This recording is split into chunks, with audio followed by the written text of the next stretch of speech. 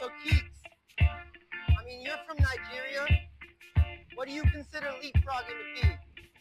How would you define what it means for a region to leapfrog, and what does that actually look like in practice compared to the West?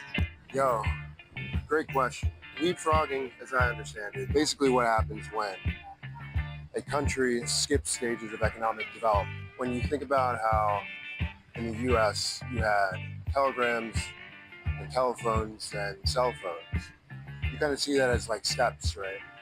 But in countries like Nigeria, for example, you didn't really have widespread landlines and telephone lines before everyone in the country had a cell phone. So I look at that as leapfrogging, right? You skip steps. But I'm preaching to the choir. JJ, you already know all this. What are you thinking in terms of like how to quantify that? What are some hard numbers for leapfrogging? I don't know, like, see, for me, the base factors of a society or a people that defines leapfrogging is as simple as kilowatts per hour per person, megabits per second per person in relation to GDP per capita. And like the greater consumption that you have as an individual, and that energy supply, meaning that you have access to more internet connectivity on a regular basis, and that internet connectivity is on faster, more megabits per second, the reality is you're gonna be the larger shares of your country's GDP.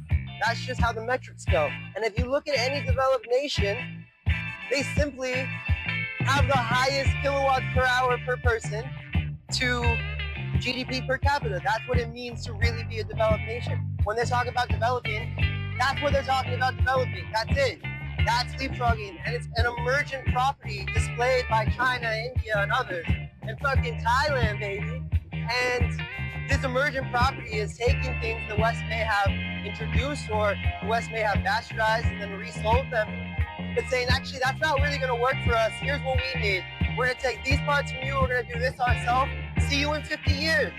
And this is like an endeavor made by many global South countries, or what we call leapfrog regions. And this endeavor, is made earnestly most of the time, and originally earnestly, but also it's pretty easy to fucking stop, man. It's pretty easy to stop with foreign direct investment, natural disasters. If you do that, you've removed those people from what it means to be a modern society.